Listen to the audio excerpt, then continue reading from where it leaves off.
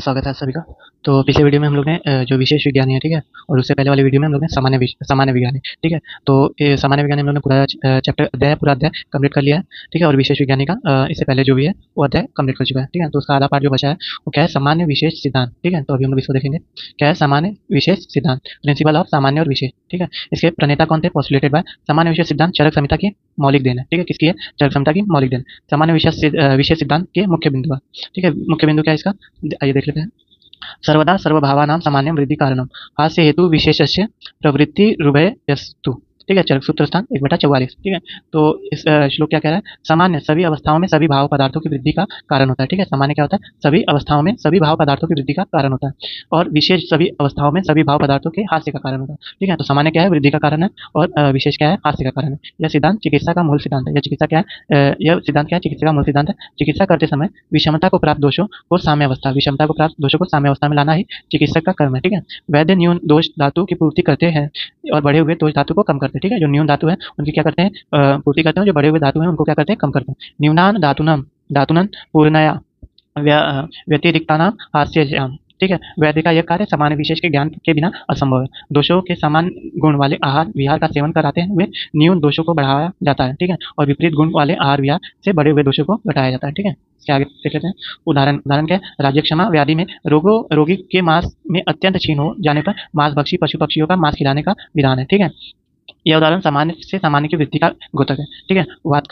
वात कलाकली अध्याय में वात के 6 गुण बताए गए हैं, ठीक है। कौन कौन से, रुक्ष लघु शीत दारुण खर और विषद। वात के विपरीत गुण वाले द्रव्य या कर्म के सेवन से वात का समन होता है। वात का समन करने वाले द्रव्य या कर्म शरीर को स्निग्ध गुरु उष्ण लक्षण मृदु पिच्छिल और घन बना देते हैं। इस प्रकार शरीर में वात आश्रय न पाकर शांत हो जाता है। यह उदाहरण विशेष के हास्य का द्योतक है, ठीक है। अब ध्यान देने योग्य बात क्या है, आइए देख लेते हैं। सामान्य और विशेष स्वयं किसी की वृद्धि या हास्य नहीं करते। सामान्य और विशेष क्या है, स्वयं किसी की वृद्धि या हास्य नहीं करते, अपितु जिनमें सामान्य विशेष होते हैं ऐसे द्रव्य आदि की वृद्धि और हास्य के कारण होते हैं, ठीक है। तो स्वयं नहीं करते मगर ऐसे द्रव्य आदि की वृद्धि और हास्य के कारण होते हैं, ठीक है। सामान्य से वृद्धि तभी संभव है जब उसके विरोधी कारण का अभाव हो। सामान्य से वृद्धि तभी संभव है जब उसके विरोधी भाव, ठीक है। तो सामान्य के विरोधी भाव है उसका अभाव हो। अतः आम्लकी में उपस्थित अम्ल रस पित्त की अम्लता को नहीं बढ़ाता, ठीक है। ऐसा आम्लकी में उपस्थित शीत वीर्य के कारण होता है, ठीक है। इस प्रकार द्रव्य का त्रिदोषहर प्रभाव भी जानना चाहिए। इसी प्रकार विशेष के संदर्भ में भी जानना चाहिए, ठीक है। मंदक तदी निकुच आदि में स्निग्ध आदि वात विरुद्ध गुण होते हैं, ठीक है।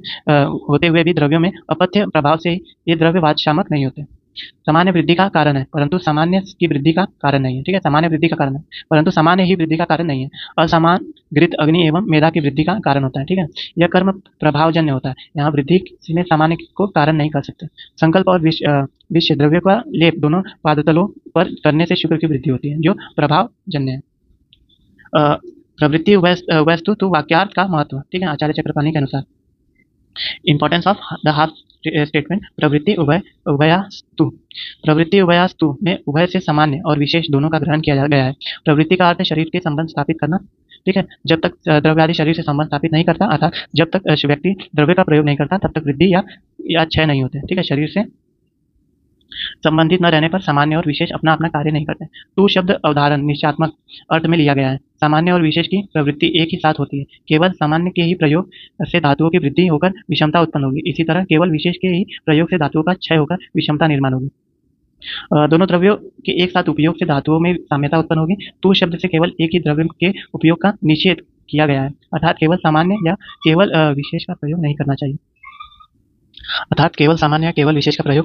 ठीक है। आचार्य गंगाधर राय के अनुसार सामान्य वृद्धि का कारण है और विशेष हास्य का कारण है।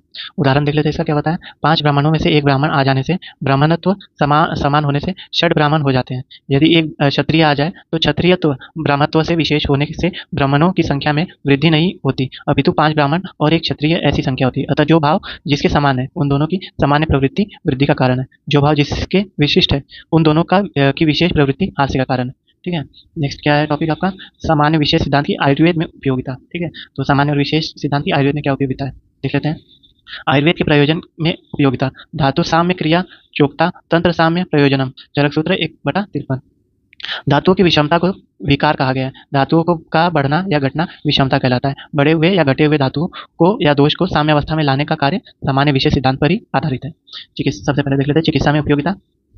आयुर्वेदीय चिकित्सा का आधार ही सामान्य विशेष सिद्धांत है। संतर्पणजन्य व्याधि में धातुओं से विशेष द्रव्यों से चिकित्सा की जाती है और अपतर्पणजन्य व्याधि में धातुओं से सामान्य द्रव्यों से चिकित्सा की जाती है। कुछ व्याधियों में सामान्य और विशेष दोनों की सहायता ली जाती है। ठीक है, उदाहरण क्या है इसका?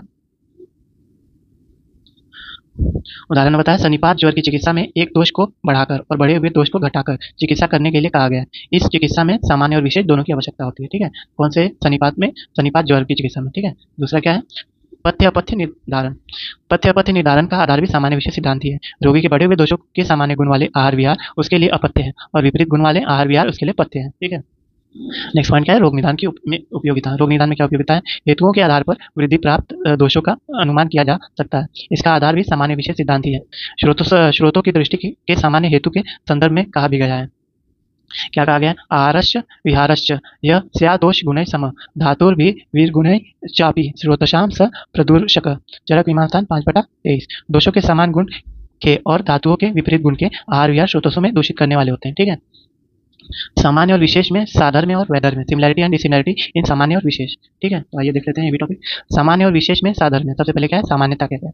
सिमिलैरिटी इन सामान्य और विशेष। सामान्य और विशेष दोनों नित्य हैं। दोनों क्या है? नित्य हैं। दोनों भाव पदार्थ हैं। दोनों कौन से हैं? भाव पदार्थ। दोनों का संबंध द्रव्य गुण और कर्म से होता है। दोनों का संबंध किससे? द्रव्य गुण और कर्म से। दोनों बुद्धिगम्य है। दोनों क्या है? बुद्धिगम्य है। ठीक है, आइए डिसिमिलैरिटी देख लेते हैं। यह जाति का बोध कराता है। यह क्या कराता है? जाति का एक सेकंड, यह क्या कराता है? जाति का बोध कराता है। ठीक है, यह व्यक्तित्व का बोध कराता है। ठीक है, स्पीसीज या इंडिविजुअल। यह एकत्व का घोतक है, यह पृथकत्व का घोतक है। यह वृद्धि का कारण है, यह हास्य का कारण है। यह तुल्यार्थ है, यह अतुल्यार्थ है। ठीक है, यह अनेक में पाया जाता है, यह एक में पाया जाता है। यह एक होता है, यह असंख्य होता है। ठीक है, तो सामान्य को देख लें और विशेष को यदि देख लें तो यह जाति का बोधक कराता है सामान्य, विशेष क्या कराता है? यह व्यक्ति का बोधक कराता है। ठीक है, सामान्य क्या है? एकत्व का घोतक है, विशेष क्या है? यह पृथकत्व का घोतक है। सामान्य क्या है? यह वृद्धि का कारण है, विशेष क्या है? यह हास्य का कारण है। ठीक है, सामान्य क्या है? यह तुल्यार्थ का बोध कराता है। ठीक है, विशेष क्या है? यह अतुल्यार्थ का बोध कराता है। ठीक है, सामान्य फिर से क्या है? यह अनेक में पाया जाता है, विशेष क्या है? यह एक में पाया जाता है। ठीक है, सामान्य क्या है? यह एक होता है, विशेष क्या है? यह असंख्य होता है। ठीक है, तो यहाँ से हम लोग ने जो सामान्य विशेष सिद्धांत से जो विशेष विज्ञानी चैप्टर था, ठीक है, विशेष विज्ञानी चैप्टर जो कि अध्याय 7वां था, ठीक है, उसको समाप्त कर लिया गया है। ठीक है, नेक्स्ट वीडियो हम लोग 8वां अध्याय देखेंगे जो कि था समवाय विज्ञानी। ठीक है।